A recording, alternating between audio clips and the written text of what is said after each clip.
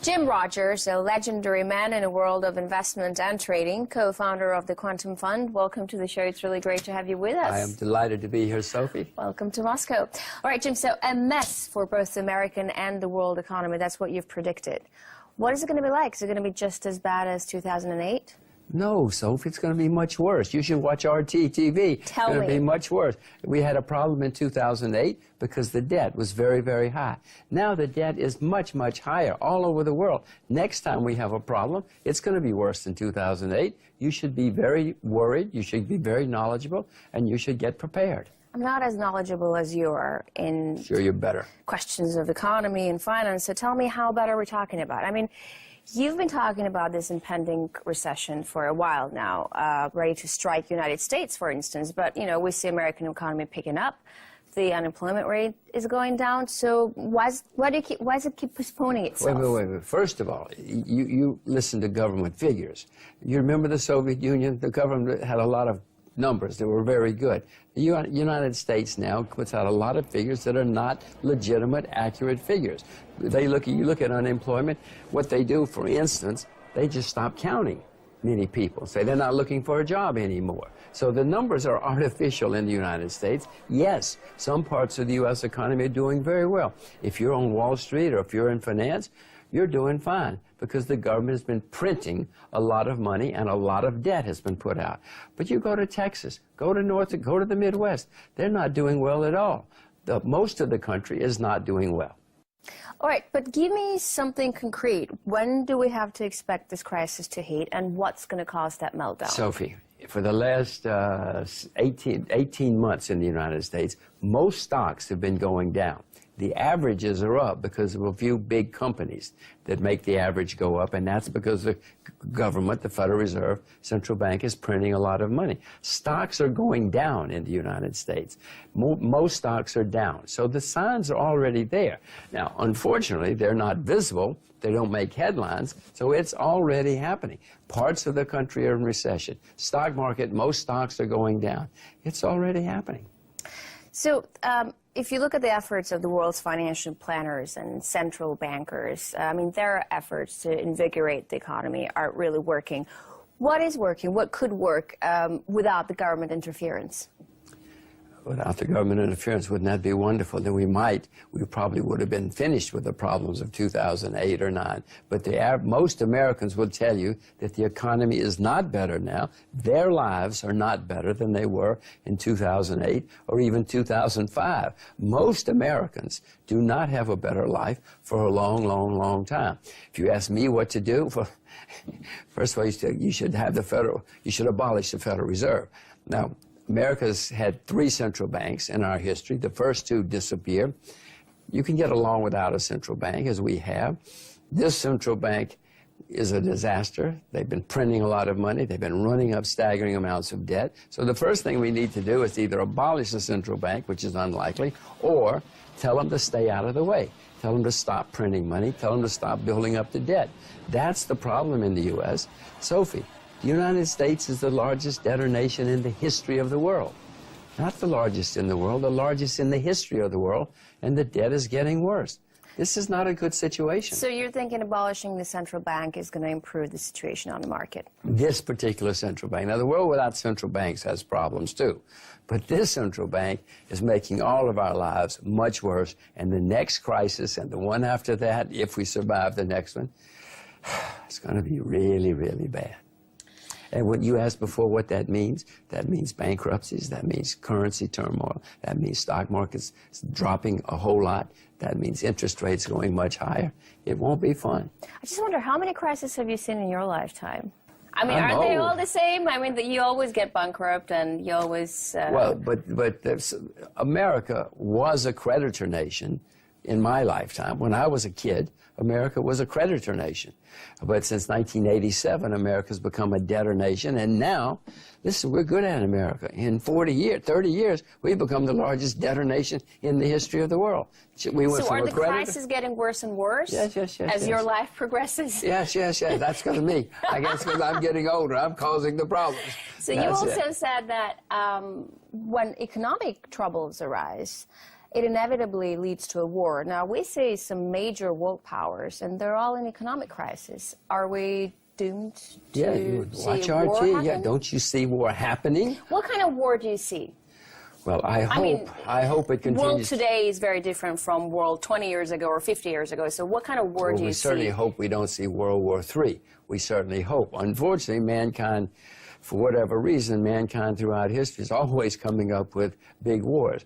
Let's hope it continues to be proxy wars. I mean, you know about Afghanistan. You know what's been going on in the world. You know what the Americans did in Ukraine. But that's kind of been going on forever. It's not a new thing.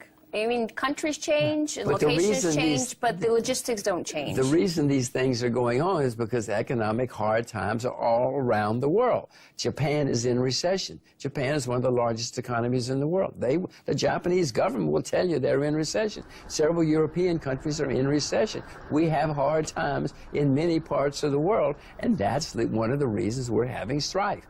The whole Middle East. In the last 10 years, the whole Middle East, nearly every country, probably every country, has had some kind of major crisis. This is all because the world economy is bad and debt is building up. We keep also hearing about a major crisis in China, but their growth still stands at 7%, which is pretty impressive. Should we really be worried? Well, I don't hear about a major crisis in China.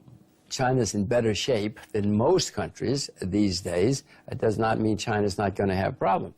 But just to say that some people like to blame China's slowdown on world's economic problems. I know, Is it fair? And they try to blame Russia on Ukraine. You know, some people try to do all sorts of things. You know, Steve, they do. You know, it's absurd. And some people listen to some of these propaganda is unbelievable all over the world. China trades with most of the world. Japan's in recession. It's one of their major customers. If your major customer's in recession, you're going to suffer too. Korea's one of them.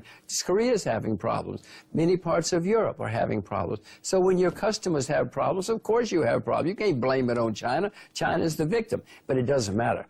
We're all in it together, Sophie, and we all are suffering, and we're all going to suffer more in the future. But I'm thinking back in 2008, China was in a really, really good shape. So it was doing the heavy lifting when the crisis hit the world. Who's going to be doing the heavy lifting this time around when the crisis comes? Luba, well done, yes. What happened in 2008, China didn't have much debt. They had a lot of money saved up for a rainy day. It started raining. They started spending the money.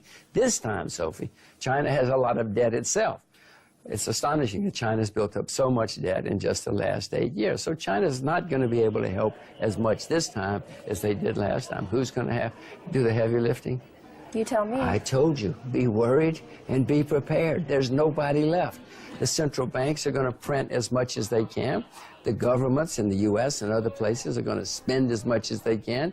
But eventually the market's going to say, we don't want your garbage anymore. You're printing all this paper money. You're you're putting out all these bonds. No, we're not going to take it anymore. Well, I remember last year President Obama said that U.S. should be writing the rules of the global economy and not China. Well, first of all, are there any rules in global economy, and who is really to take the lead, if not China? Can America do the heavy lifting? Well, America will, for the most part, because many people think that America is still the dominant economy. It is the largest economy in the world. So it is, objectively speaking, still, right? It's the largest economy in the world right now. Any measure you want to use, yes. But it's also the largest debtor nation in the world, and most of the growth in the past few years has been based on debt. Sophie, you give me $1 trillion, I'll give you a very good time. You and I will have so much fun if you give me a few $1 trillion. But the hangover, the headache, is going to be so horrible because somebody has to pay for this, and America's debt is going through the roof. So yes, America's leading the world economy, but it's all based on printed money and borrowed money. And in the end, it's going to be a disaster for all of us. So obviously, when the crisis hit, people tend to look for a safe haven. And a lot of people still think that safe haven is the dollar. They like to save their money in dollars, not in euros, not in yens or rubles, in dollars. You don't think so. Why not? Why isn't dollar I actually safe? own a lot of U.S. dollars just because of what you said, because everybody thinks that the U.S. dollar is a safe haven. It's not.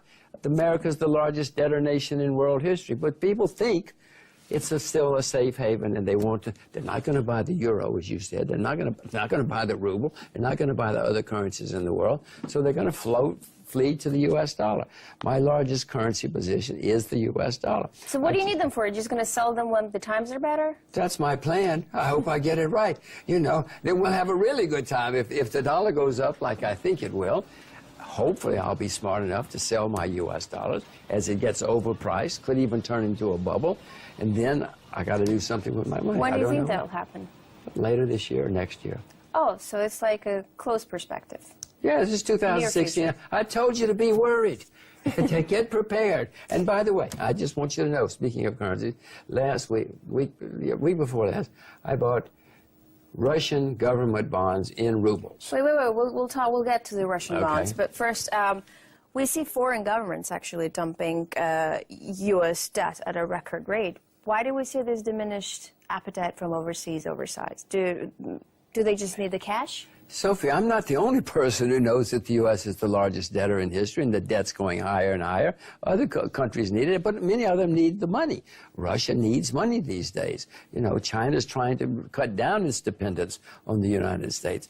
China's nearly entire foreign currency reserves. Well, I was going to say China and Japan, I mean, they own trillions in American treasuries. Yes. Even Russia has increased its investment in U.S. debt.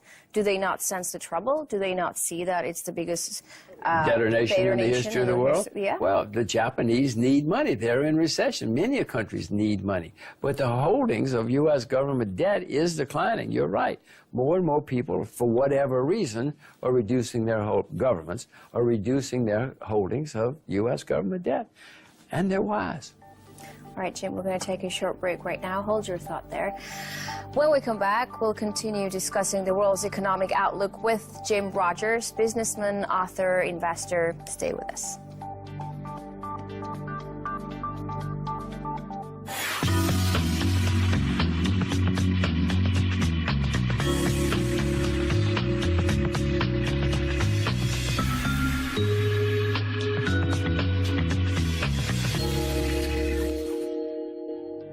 And we're back with Jim Rogers, U.S. investor, businessman, discussing the state of the world's economy and what it means for us. So U.S. dollar is slowly forfeiting its position, right? Could something else take its place? How soon could it happen? What could it be? We need something to compete with the U.S. dollar because it is a flawed, terribly flawed currency. Now, you look around the world, there's nothing on the horizon except possibly the renminbi. Renminbi is a huge economy. It's not a huge debtor like many other countries. So the renminbi is the only one I can see. Now, the renminbi is not convertible, so it's an absurd statement. But it is becoming more and more convertible, more and more freely tradable. And as that happens, it's the only currency that I can see that will replace the U.S. dollar or begin to compete with the U.S. dollar. It takes a long time to get rid of old currencies. But right now, as we speak, what is safe in terms of commodities? Is gold safe, for instance? I own gold. I hope I still have it here. Yeah, I have gold. Can I have it? You can look at it just to prove to you I have gold. I even have some Russian gold in here. Nice coin. See, that's Russian gold. So I own some gold, but I'm not buying gold now. I haven't bought gold in a while. I expect a better chance to buy gold sometime in the next year or two. If the dollar goes up, gold may go down. But if it goes down, I hope to buy a lot more gold because eventually gold is going to go through the roof. As this turmoil increases and people lose more and more confidence in governments, more and more confidence in paper money, they're going to look for something. And gold and silver will be a couple of those places. If you're looking for something right now, agriculture. Wait, Sophie, you believe that the future is in agriculture, that farmers are the billionaires of the future. But why farming? I mean, it does seem like it's a step back in history, no, rather than the other way around. Sophie, just like going back to gold or going back to typewriters because everything's wired and Sophie, the only safe way is to typewrite things. Do you know how to drive a tractor? No, I don't. No, you don't. I don't even have a driving license, Jim. Really? Yeah. Not even for a car? No. Motorcycle? No. Oh, my gosh. I don't know if I've ever met I'm anybody. your kind of girl. I'm the old-fashioned type. You Yeah. are the old-fashioned type. So tell me, Wow. why farmers? Why are they Fantastic. the future billionaires? Sophie, for many periods in history, we've had when the agriculture people were on top, followed by people when the financial types and others were on top, going back to the farmers and people who produce real goods. This has been going on for thousands of years. All these cycles come and go. Now, agriculture has been a horrible business for 30 years. The average age of farmers in America is 58. In Japan, it's 66. In Canada, it's the oldest in recorded history. The highest rate of suicide in the UK is in agriculture. Millions of Indian farmers commit. This is a terrible business, horrible business, and it has been for over 30 years. More people in America study public relations than study agriculture. So where is the future in agriculture? Well, I you're don't see- supposed to buy low. Didn't your parents teach you to buy low and sell high? Agriculture is the disaster. Now, either it's going to get better, or we're not going to have any clothes or any food at any price. And the turn is coming. Agriculture in Russia, for instance, right now is becoming very, very exciting, very, very profitable. You should go out and learn to drive a tractor. I'm telling you. I might. I'm telling you after this interview. I don't want to be left without clothes. Oh, So- God. Me neither. Our food. I want you. And where are we going to get our vodka? I know. I mean, for goodness sake. I'm going to learn how to drive a tractor after this. I It will be a promise you. crisis if you. All right, so tell me, in broader terms, where should be people looking to invest geographically? Well, I have started. Whether it's agriculture or business or finance. I have sold short the United States, and I have sold short the stocks in the United States, and I have sold short junk bonds, low-grade bonds in the United States. I own shares in China. I bought more. I have shares in Russia. I bought Russian government bonds several days ago. These are places that I'm looking. I'm looking at Kazakhstan as a place to invest. Iran I'm looking at. Nigeria I'm looking Tell me at. about Iran. Tell me about Iran because, you know, it's out of the international isolation. I mean, it's a huge untapped market. Yes. Very young, something like 2/3 of the people are under 35 years old. It's a very young country with lots of people, over 70 million people. Where exactly should they be investing in Iran? In what fields? Well, you can invest in oil if you want to, but I wouldn't. But that's obvious. What Yeah, else? if you invest in Iran, or you're investing in oil, whether you want to or not, anything. They've been under sanctions for a long time. They want everything. Tablecloths, soap, you figure whatever you know about, you go to Iran and invest in those things or buy shares on the Iranian stock market. It's still difficult for me as an American, so you should go there before the Americans get there. It's wonderful for you. You're a Russian. Yeah, You don't I have couldn't beat them in Cuba, right? well, you don't have to compete with the Americans in Iran. When they get there, then you got to compete with the Americans. But talk to me about Russia. I mean, you keep saying that you like to invest here, but the ruble is losing its value, and the general opinion is that it's not a good place to invest. Why is it good to invest in Russia right now? Sophie, the Russian stock market is the most hated stock market in the world. Not only the stock market, Jim. What else? The country? The women? What are you talking about? Anyway, I like to invest in unpopular places, unpopular stock markets. I have learned in my career that if you invest in things which everybody dislike and hate, you're probably going to be very well off 2, 3, 5 years later. That these things, I mean, I can remember just about every country which has been very depressed at times. If you buy it, it turns around. So you expect the ruble to rebound? It already has started rebounding. It's rebounded. I expect that the ruble will probably not go down. The ruble is in the process of making a bottom. Even if, well, oil is in the process of making a bottom, therefore the ruble. But Russia now has things which are replacing oil. Agriculture is booming in Soviet Union, in Russia now, for many reasons, some artificial, but some real. So there are other things that are going to replace oil in the future in Russia. Yeah, well, oil. You said in January that oil prices haven't hit the rock bottom yet, but now they're rising. And should we expect them to fall again? Well, the prices did go down dramatically after I said that, and they did hit a bottom. What normally happens, Sophie, is things go down. We have a big drop. It hits a bottom, and then what we call in America a dead cat bounce. It bounces like that. So what's going to happen now? I mean, it's the first. Let me finish it. You have the dead cat bounce, and then it goes back. It tests the lows, and then it's the end. It's usually the end of the big collapse, and then it goes like that, and then it starts going up again. So that's what's going to happen. So with where oil. are we at right now? We're at the first hike? We had the big dead cat bounce. Okay. We're probably going to now have some correction to go back. We may go higher, but we'll probably go back for a while, lower, feel around, test the bottom. That'll be the bottom, and then 2 or 3 years from now, it'll be higher again. So the rebound is 2 and 3 years? It's sooner, probably later this year or next. But I'm thinking cheap Listen, oil. first of all, I want to tell you one thing, Sophie. I'm the world's worst market timer.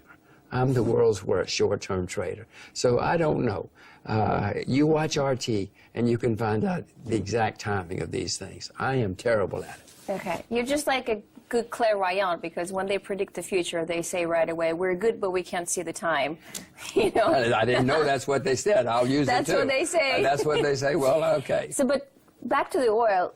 I'm thinking cheap oil is actually good for a global economy. No, isn't cheap energy a driving factor for growth in like giant countries like China or India? It's absolutely. There are more people who consume energy than produce energy. There's no question about that. It is better for all of us. But in the meantime, many people are suffering. Russia, Nigeria, many people are suffering with lower energy prices. But overall, the world is better off with low energy prices.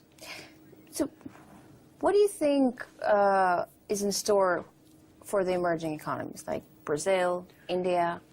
Well, there are many, many emerging economies, so there's no generalization. Who will take the lead? Who do you think will take the lead? Coming out of this? Yeah. China. China's the next great country. China isn't quite an emerging economy. I'm talking about the emerging big economies. Okay, well, first of all, I want you to know, China's the next great country in the world. The 19th century was the century of the UK. The 20th century was the century of the US. The 21st century is what's going to be the century of China. So you have children? We'll have soon. Okay. Oh, Harisho. Luba, then be sure your children learn Mandarin, because it's going to be an extremely important language in their lifetime. I have 2 girls. They both speak perfect Mandarin, because I'm preparing them for the 21st century. Now, you say it's not an emerging market. Okay. Which of the emerging I mean, not markets? anymore. Well, okay, yeah, it doesn't matter. That's a statement which is acceptable. Let's see. Conceivably, Russia will help pull us out of all of this. Certainly not Brazil. Kazakhstan, amazing things are happening, amazing changes, positive changes are taking place in Kazakhstan. Amazing positive things are happening in Nigeria, not Brazil. India? Well, if you can only visit one country in your lifetime, Sophie, go to India. But it's not a good place to invest, not with my money anyway. It's got the world's worst bureaucracy, many reasons to it. I mean, it's a wonderful... Worse than in Russia? Yeah, I mean, the Indians learned bureaucracy from the English, and then they took it to a higher plane. They made it... Now listen, Russian bureaucracy... They took it to a whole new level, huh? A whole new level, the high... I mean, it's astonishing what the Indians can do. But, I mean, Russian bureaucracy is a nightmare. There's no question about that. You should have been here under the Soviets. Oh, my God, was it a nightmare. It's getting better, but it's still bad. You're right. Well done. I want to talk a bit about the upcoming elections. Donald Trump is doing so impressively well. I mean, who would have thought? He may even get the Republican nomination. Who knows? He might win. Even make it to the White House. He might win, yes. So it will be the first time we'll have a businessman at the helm of a state. Do you think that will change anything? Having a businessman being a president? If Donald Trump does what he says he's going to do, we're going to have trade wars with lots of people, such as China, such as Mexico, probably Russia, who knows that. And trade wars have always led to bankruptcy and often led to war.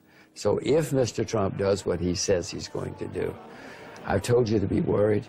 If Mr. Trump wins and does what he says, you better be panicked, because the world is really going to fall apart. This absolute disaster, worse than I'm even telling you might happen, and we might even have big wars at that point.